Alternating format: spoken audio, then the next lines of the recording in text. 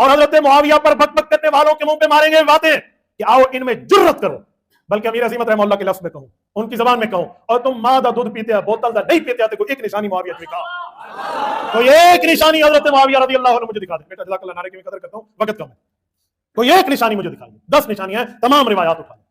آؤ پہلی نشانی موجود ہے باقاعدہ الاقد الفرید کتاب المساجد کے اندر.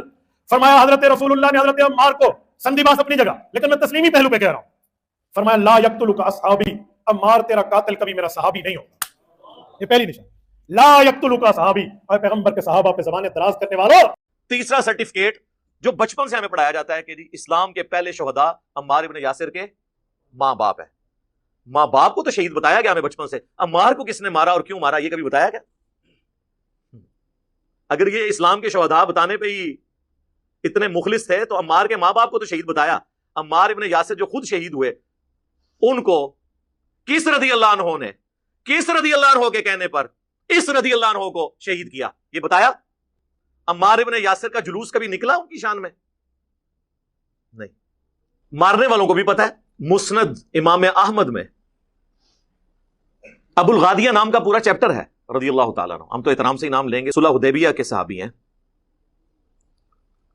انہوں نے عمار ابن یاسر کو شہید کیا اور پوری زندگی روتے تھے. وہ مسند احمد میں تفصیل موجود ہے، کیونکہ مسند احمد میں یہ حدیث ہے کہ عمار کا قاتل اور مال لوٹنے والا جہنم کی آگ میں ہے. ابن حجر اسقلانی نے تھوڑی کوشش کی کہ ابو الغادیہ کو بچائیں، اور انہوں نے کہا کہ چونکہ صحیح مسلم میں حدیث ہے کہ جن لوگوں نے میرے ہاتھ پر درخت کے نیچے بیعت کی ہے انہیں آگ نہیں چھوئے گی، تو ابو الغادیہ کو وہ فضیلت کفایت کر جائے گی.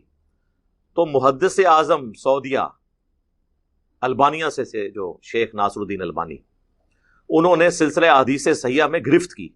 انہوں نے کہا یہ بہت مشکل تعویل آپ کر رہے ہیں، کیونکہ جہاں پر خاص فتویٰ آ جائے وہاں پر فضیلت عام اٹھ جاتی ہے. چونکہ عمار کے قاتل کے لیے خاص یہ بات آ گئی کہ عمار کا قاتل اور مال لوٹنے والا جہنم میں ہے، لہٰذا اب اس کے اوپر سے عام فضیلت اٹھ جائے گی. تو ابو الغادیہ کس کی فوج میں تھا، وہ کون تھا، وہ سب کو پتہ ہے. تیسری پارٹی کہاں سے آ گئی؟ جو لوگ کہتے ہیں نا تیسری پارٹی، انہیں کہو پھر ابو الغادیہ کو خارجی کہیں. کبھی بھی نہیں کہہ سکتے، کیونکہ مسند احمد میں ابو الغادیہ کی حدیثیں ہیں نبی علیہ السلام سے، تو نبی علیہ السلام کے صحابی کو تو خارجی نہیں کہہ سکتا. تو یہ کہانی کرانا ہے، پرانے زمانے کی کہانیاں ہیں. ہمارے پمفلٹ میں ہر چیز موجود ہے. بحث بڑی لمبی ہو جائے گی، بڑی دور تک جائے گی. میں صرف اس کو کنکلوڈ کروں جو گفتگو میں کر رہا